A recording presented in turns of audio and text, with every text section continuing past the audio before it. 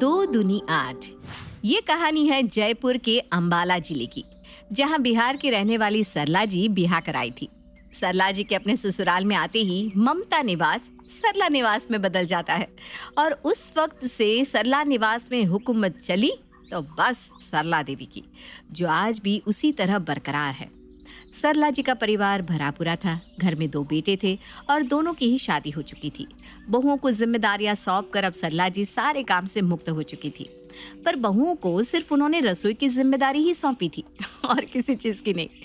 सरला जी की दोनों बहुएं प्रेरणा और प्रिया को अपनी किसी भी सहेली को अपने घर बुलाने तक की इजाजत नहीं थी। पर सरला जी खुद रोज अपनी सहेली को अपने घर बुलाकर बिठाकर रखती थी। रोज की तरह सरला जी की सहेली विमला उनके घर पर आती है। ना ना विमला, यहीं तो मार खा जाते हैं सास ससुर। अपने जीते जी तो एक फूटी कौड़ी बेटे बहू के हाथ नहीं करनी चाहिए। अरे बेटा तो हमारा अपना है, पर इन लड़कियों का क्या भरोसा, कब कौन सी पट्टी पड़ा दे बेटों को और हमें घर से बाहर कर दे, तो क्यों ही सौंपना इन्हें कुछ।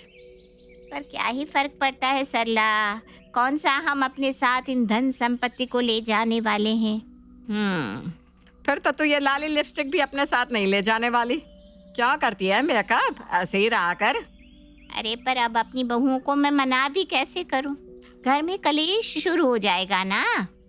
प्रॉपर्टी की बात छिड़ी ही क्यों, क्योंकि तेरी बहुएं दिन भर फ्री रहती है और अपनी सखी सहेलियों से बात करती है। फ्री रखना ही क्यों है बहुओं को, 24 घंटे काम में लगा कर रखो, इधर उधर दिमाग जाएगा ही नहीं। कोई उनके कान भरेगा नहीं तो कैसे घर के बंटवारे की बात उठेगी। अब मेरी बहुओं को देख, पता चलता है कि घर में 2 बहुएं हैं। जहाँ देवरानी जेठानी एक दूसरे को काटने दौड़ती है, मेरे यहाँ मजा ले के दोनों मेरे आगे चू चपाट कर ले। अभी रुक, तुझे एक डेमो दिखाती हूँ। सो गई क्या बड़ी बहू? एक कप चाय मांगी थी, एक पतीला नहीं। हे भगवान, मम्मी जी आवाज दे रही हैं। आई मम्मी जी। अपनी सास की आवाज सुनकर भागती हुई प्रेरणा चाय का कप लिए अपनी सास के सामने प्रस्तुत हो जाती है। वो आंटी जी कम दूध की चाय पीती है ना मम्मी जी, तो पहले मैंने वो बनाकर रख ली, फिर आपकी चाय चढ़ाई। पर आपको कड़क चाय पसंद है ना, इसलिए चाय खौला रही थी।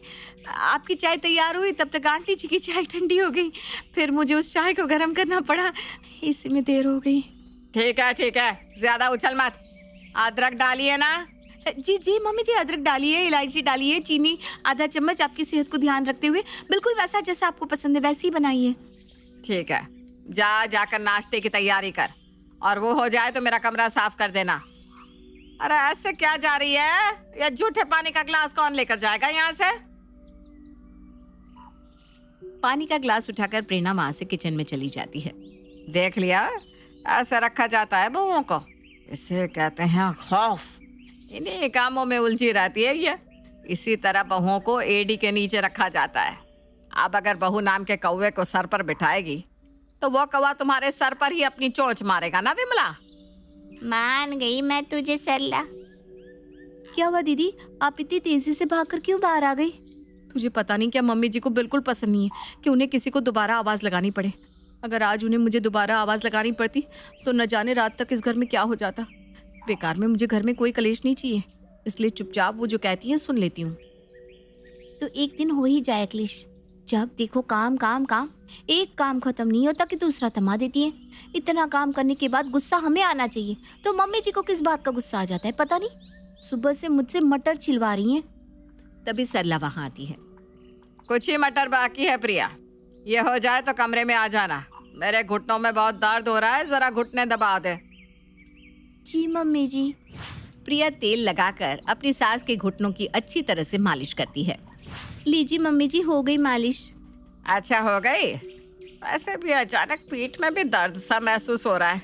एक काम कर, जरा मेरे पीठ का मसाज भी कर दे और फिर कमर में तेल लगा देना।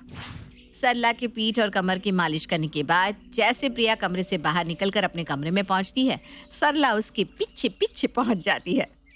वो जो मटर छिला है ना बहू, उसे 4 हिस्सों में अलग अलग कर फ्रिज में रख दे, और जो छिलके हैं उन्हें बाहर डाल कर आ। अभी 11 बजे है, अभी तो रात तक कोई रजाइयों को ओढ़ेगा नहीं। 10 घंटे हैं हाथ में। एक काम कर, ये मटर का काम हो जाए, इसके बाद सारी रजाइयों को धोकर छत पर सुखा देना, और ध्यान रखना कहीं कोई कौवा उस पर बीट ना कर दे। और जब रजाइयाँ सूख जाए तो उन्हें नीचे लाकर अच्छी तरह समेट कर सभी के कमरों में रख देना। पर ठंड में रजाइयों को धोने की क्या जरूरत है मम्मी जी?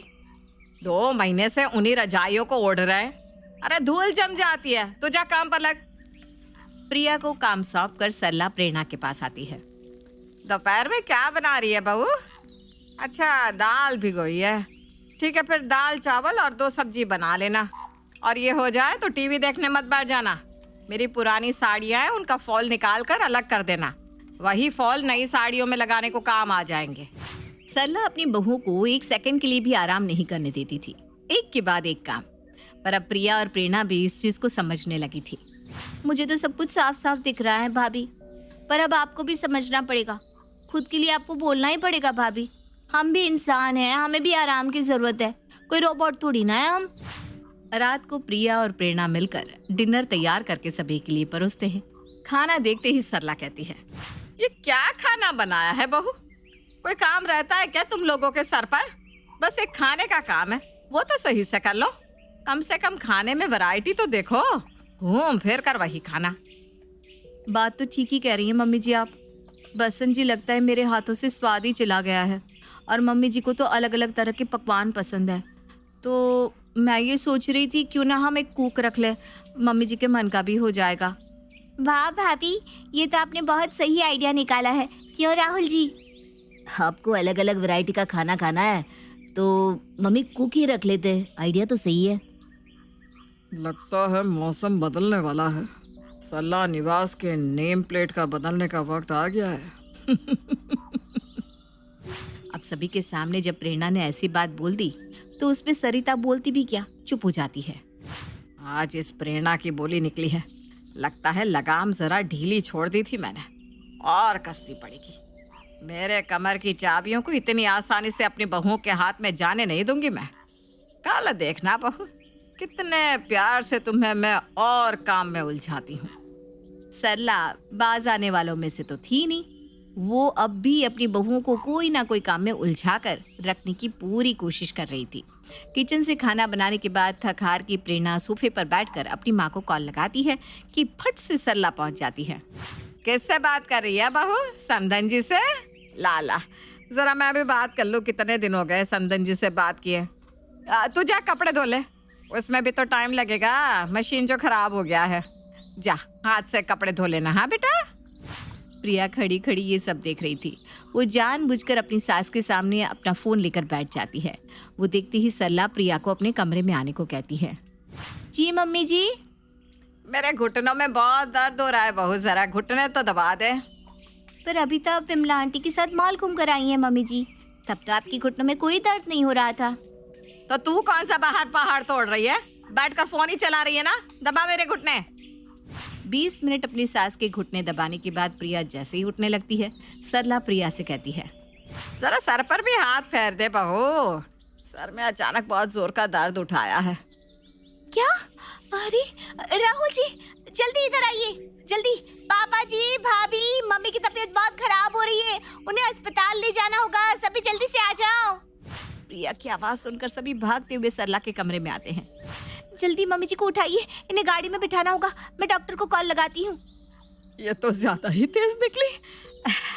अरे बहू, हर बात को मन से लगा लेती है। मैं तो मजाक कर रही थी।